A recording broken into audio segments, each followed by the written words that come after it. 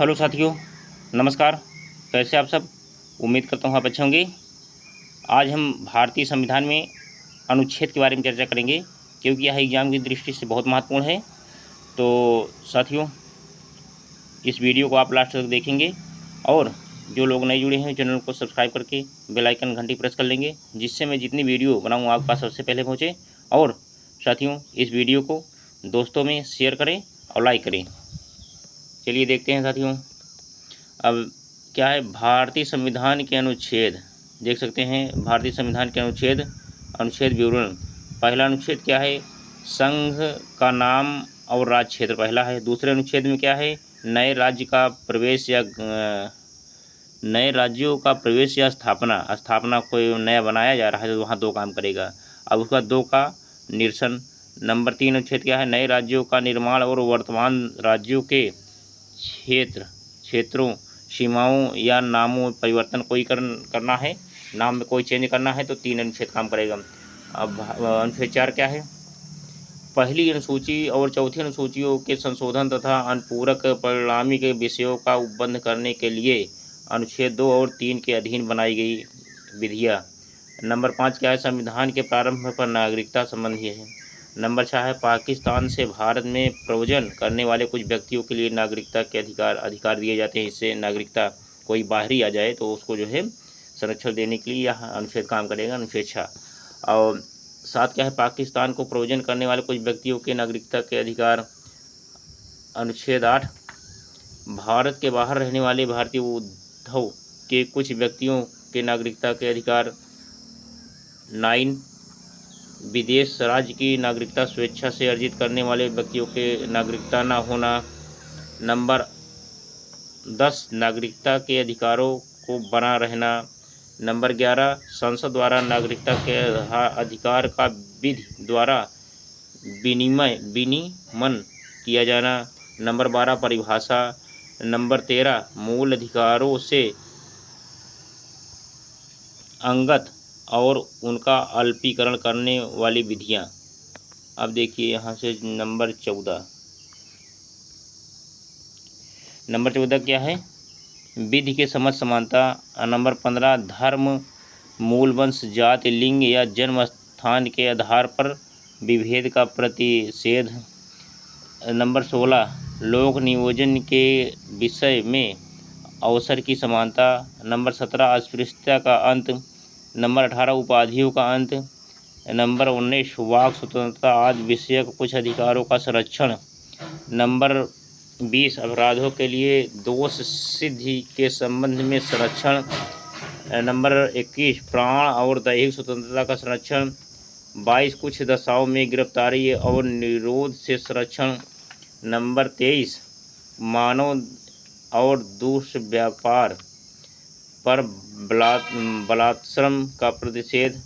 Number 24 अनुच्छेद number 24 कारखानों आदि में बालकों के नियोजन का प्रतिबंध, यानी बालकों से 18 साल से कम जिनकी उम्र है उनसे कोई काम नहीं करा सकता।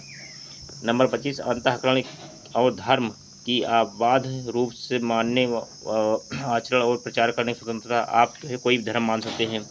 नंबर अनुच्छेद 26 धार्मिक कार्यों के प्रबंध की स्वतंत्रता। कोई भी धर्म हो उसकी स्वतंत्रता है। 27 किसी विशिष्ट धर्म की अभिवृद्धि के लिए करों के समुदाय के बारे में स्वतंत्रता। 28 कुल शिक्षा संस्थानों में धार्मिक शिक्षा या धार्मिक उपासना में उपस्थित होने के बारे में स्वतंत्रता। नंबर 29 अल्पसंख्यक वर्गों के हितों का संरक्षण। नंबर 30 अनुच्छेद नंबर 30 शिक्षा संस्थाओं की स्थापना और प्रशासन करने का अल्पसंख्यक वर्गों का अधिकार। नंबर 31 निरसन। 31 का संपदाओं आदि के अर्जन के लिए उपबंध करने वाली विधियों की व्यावृत्ति। अब आगे साथियों क्या होगा? 31 खा कुछ अधिनियमों और विनियमों का विधिमान्यकरण। 31 गा कुछ निर्देशक तत्वों को प्रभाव करने वाली विधियों की व्यावृत्ति। 31 घा निरसन। 32 इस भाग को प्रदत्त अधिकारों को प्रवृत्त करने के लिए उपचार। 32 से निरसन अनुच्छेद 33 इस भाग द्वारा प्रदत्त अधिकारों का बलों आदि को लागू होने के उपरांत करने की संसद की शक्ति। नंबर 34 जब किसी क्षेत्र में सेना विधि प्रवृत्ति है तो इस भाग द्वारा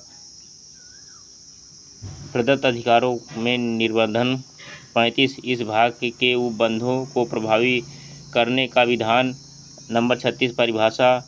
नंबर 37 इस भाग में अंतर्विष्टि तत्वों को लागू होना। नंबर 38 राज्य लोक कल्याण की अभिवृद्धि के लिए सामाजिक व्यवस्था बनाएगा। नंबर 39 सामान्य न्याय और निःशुल्क विधिक सहायता। अनुच्छेद नंबर 40 ग्राम पंचायतों का गठन। ग्राम पंचायत जो है प्रधान बीडीसी जिला पंचायत जो होते हैं इसी के अंतर्गत होते हैं। 40 ये अनुच्छेद है। 41 कुछ दशाओं में काम, शिक्षा और लोक सहायता पाने का अधिकार। नंबर 42 काम की न्याय संगत और मनोचित दशाओं का तथा प्रसूति सहायता का उपबंध। नंबर 13 कर्मकारों के लिए निर्वाह मजदूरी आदि। अब देखिए साथियों,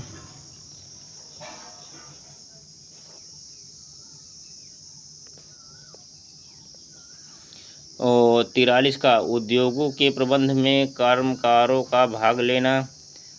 44 नागरिकों के लिए एक समान सिविल संहिता। बालकों के लिए निःशुल्क और अनिवार्य शिक्षा का प्रबंध।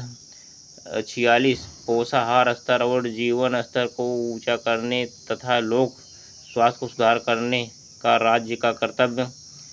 48 कृषि और पशुपालन यानी 48 अनुच्छेद में है कृषि और पशुपालन का संगठन। 48 का पर्यावरण का संरक्षण और संवर्धन और वन तथा वन्य जीवों की रक्षा। 49 राष्ट्रीय महत्व के संस्मारकों, स्थानों और वस्तुओं का संरक्षण। 50 कार्यपालिका से न्यायपालिका का पृथक्करण। 51 अंतर्राष्ट्रीय शांति और सुरक्षा की अभिवृद्धि। 51 ए मूल कर्तव्य। 52 भारत के राष्ट्रपति। 53 संघ की कार्यपालिका शक्ति। 54 राष्ट्रपति का निर्वाचन। 55 राष्ट्रपति का निर्वाचन देखो 54 में है और 55 में है राष्ट्रपति के निर्वाचन की रीति। 56 में राष्ट्रपति की पदावधि। 57 में पुनर्विचार के लिए पात्रता। 58 में राष्ट्रपति निर्वाचित होने के लिए अर्हताएँ। 59 राष्ट्रपति के पद के लिए शर्तें। 60 राष्ट्रपति द्वारा शपथ या प्रतिज्ञान। 61 राष्ट्रपति पर महाभियोग चलाने की प्रक्रिया। इतना चीज़ आप देख लीजिए। अब आगे देखिए साथियों,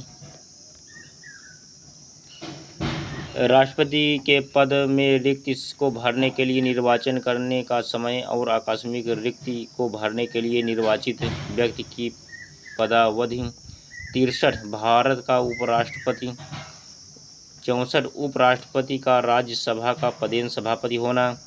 65 राष्ट्रपति के पद में आकस्मिक रिक्ति के दौरान या उनकी अनुपस्थिति में उस राष्ट्रपति के रूप में कार्य करना या उसके कृत्यों का निर्वहन। 66 उपराष्ट्रपति का निर्वाचन। 67 उपराष्ट्रपति की पदावधि। 68 उपराष्ट्रपति के पद में रिक्ति को भरने के लिए निर्वाचन करने के लिए का समय और आकस्मिक रिक्ति को भरने के लिए निर्वाचित व्यक्ति की पदावधि। 69 उपराष्ट्रपति द्वारा शपथ या प्रतिज्ञान। 70 अन्य आकस्मिकताओं में राष्ट्रपति के कृत्यों का निर्वहन। 71 राष्ट्रपति या उपराष्ट्रपति के निर्वहन से संबंधित या सशक्त विषय। 72 क्षमता आदि या कुछ मामलों में दंडादेश के निलंबन, परिहार या लघुकरण की राष्ट्रपति की शक्ति। अगर दोषी ठहराया जाए तो क्षमा कर सकता है। 73 संघ की कार्यपालिका शक्ति का विस्तार। 74 राष्ट्रपति को सहायता और सलाह देने के लिए मंत्रिपरिषद। 75 मंत्रियों के बारे में अनुबंध। 76 महान्यायवादी, भारत का महान्यायवादी।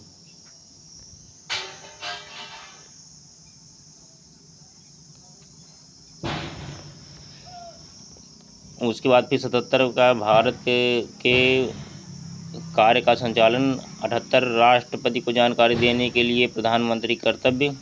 79 संसद का गठन 79 है, जो लोकसभा का चुनाव होता रहा है, लोकसभा सांसद का जो चुनाव होता है उसी के लिए। 80 में क्या है, राज्यसभा। अब उसके बाद 81 में क्या है, लोकसभा की संरचना। 82 में प्रत्येक जनगणना के पश्चात पुनः समायोजन। 83 में क्या, संसद के दोनों सदनों की अवधि। 84 में क्या, संसद की सदस्यता के लिए अर्हता। 85 में क्या, संसद के सत्र सत्रावसान और विघटन। 86 सदनों के अभिभाषण का और उनको संदेश भेजने का राष्ट्रपति का अधिकार। 87 क्या, राष्ट्रपति का विशेष अभिभाषण। 88 क्या, सदनों के बारे में मंत्री और महान्यायवादी के अधिकार। 89 में क्या है, राज्यसभा का सभापति और उपसभापति। 90 में क्या है, उपसभापति का पद रिक्त होना, त्यागपत्र और पद से हटाया जाना। 91 सभापति पद के कर्तव्यों के पालन या सभापति के रूप में कार्य करने की उपसभापति अन्य व्यक्ति की शक्ति। 92 में जब सभापति या उपसभापति को पद से हटाने का कोई विकल्प विचाराधीन है तो उसका पीठासीन न होना। 93 लोकसभा और अध्यक्ष और उपाध्यक्ष। 94 अध्यक्ष और उपाध्यक्ष का पद रिक्त होना, पद त्याग और पद से हटाया जाना। यहाँ तक देख लीजिए आप।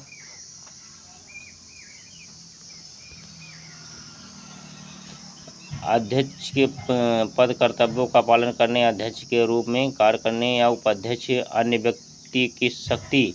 96 जब अध्यक्ष या उपाध्यक्ष के पद से हटाने का कोई संकल्प विचाराधीन है तो उसका पीठासीन न होना।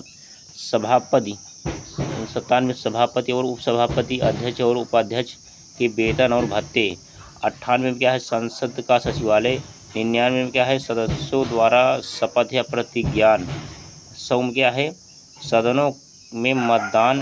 रिक्तियों के होते हुए भी सदनों की कार्य करने की शक्ति और गणपूर्त सदस्यों की निर्भरताएं।